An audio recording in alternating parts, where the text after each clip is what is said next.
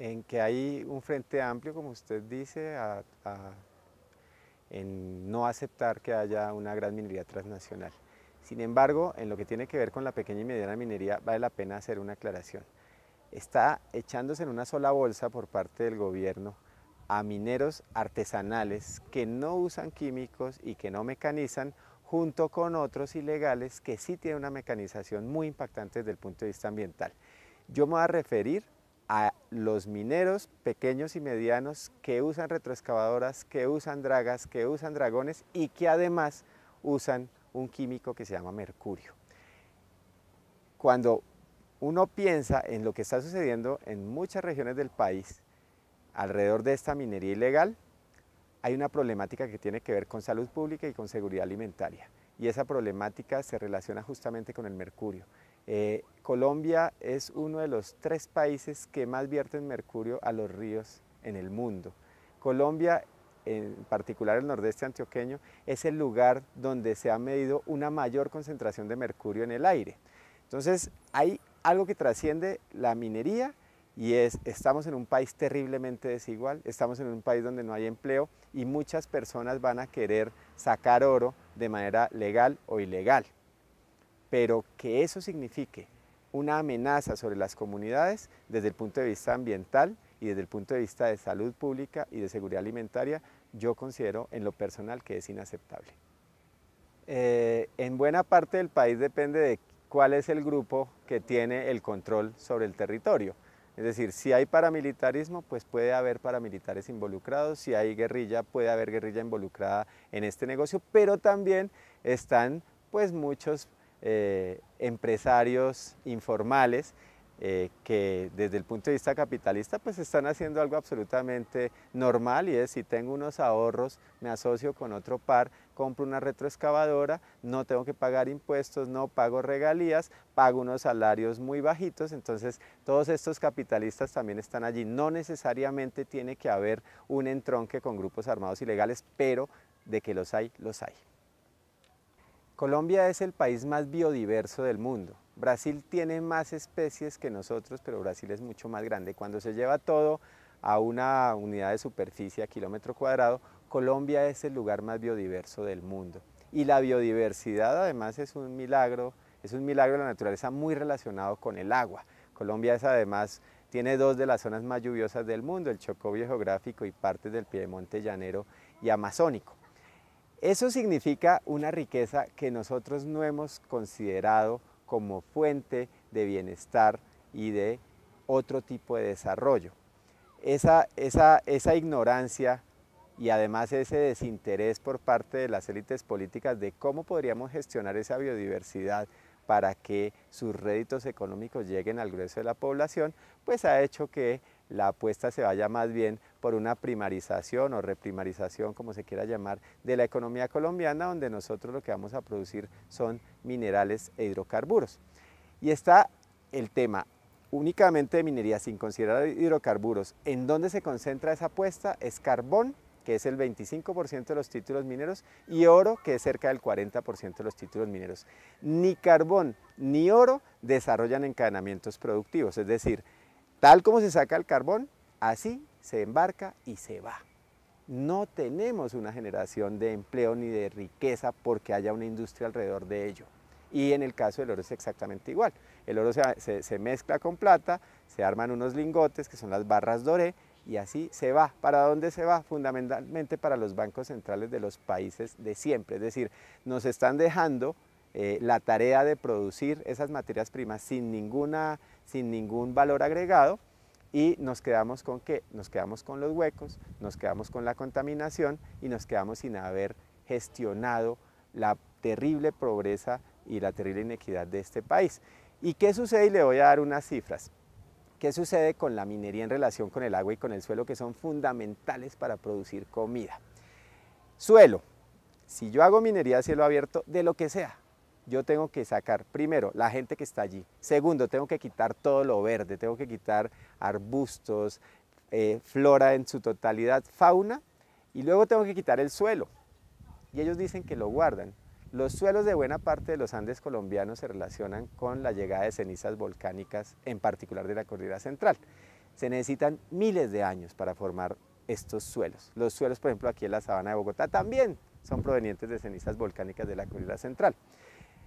La naturaleza ha hecho una inversión de energía para formar ese suelo que es fundamental agroecológicamente.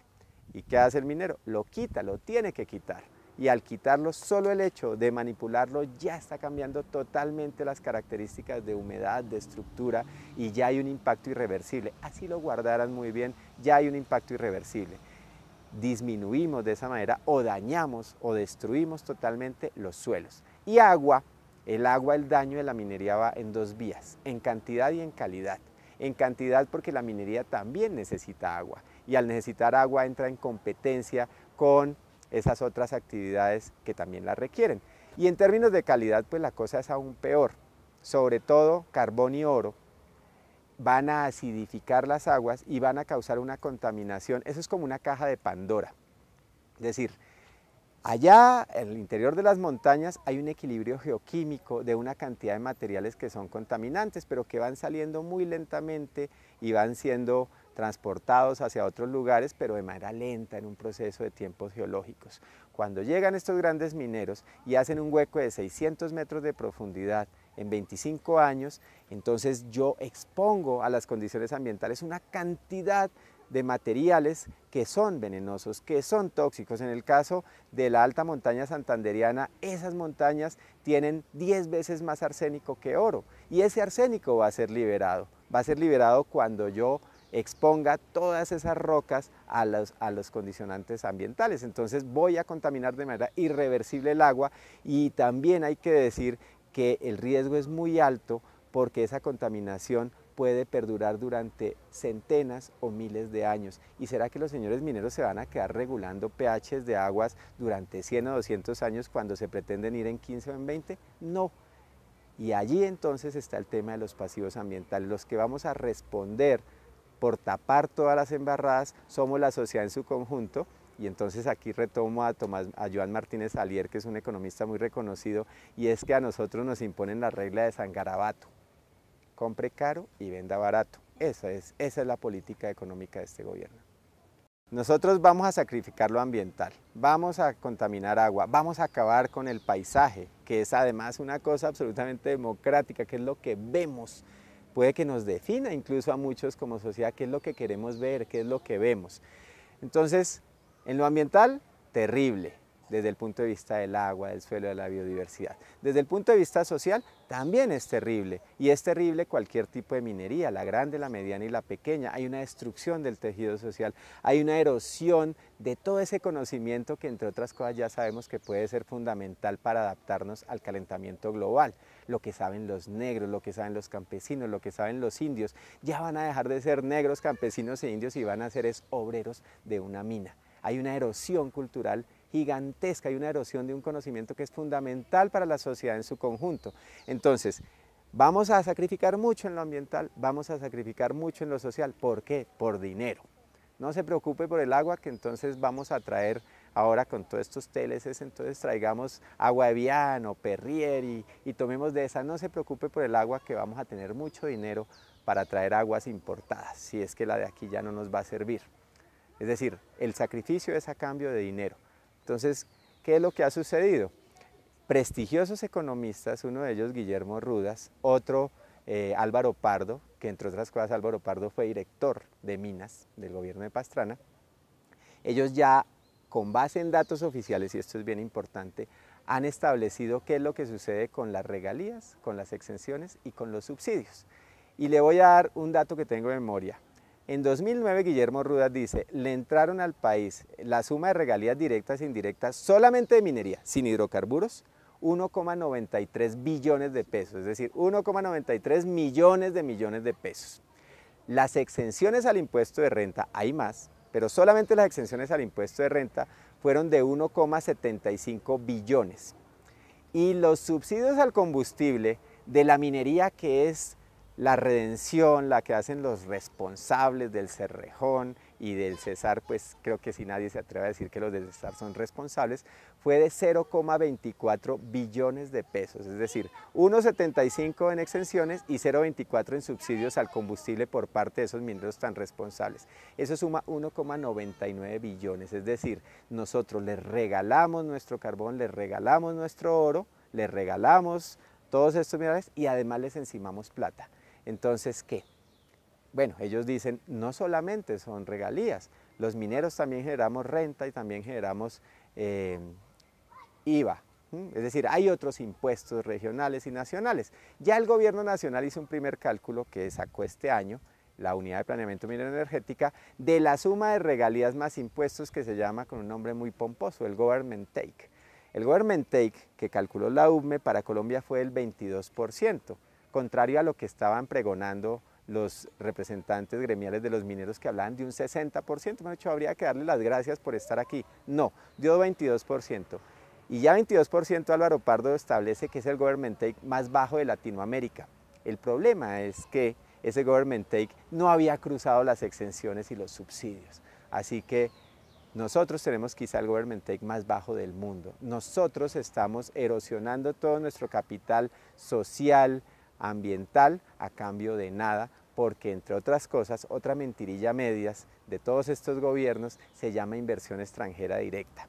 Eduardo Sarmiento, prestigioso economista, estableció que para 2010 la entrada de capitales de inversión extranjera directa fue de 12.000 millones de dólares, pero la parte que no nos cuentan es cuánto vuelve a las casas matrices, cuánto se exporta de la inversión extranjera directa, dio 12.500 millones de pesos. Es decir, ahí está claro, por donde uno investigue, está claro que nosotros estamos subsidiando a la gran minería transnacional en este país, cosa terriblemente lesiva y además, ¿cómo es posible que eso esté sucediendo en un país que es hoy el sexto país más desigual del mundo? Lo que estamos es teniendo una receta del desastre, lo que estamos es pretendiendo que una actividad como la minería va a generar desarrollo cuando lo que va a haber es que es una actividad que va a articular el resto de conflictos y es echar sal sobre las heridas de un país terriblemente injuriado y terriblemente fracturado desde todo punto de vista.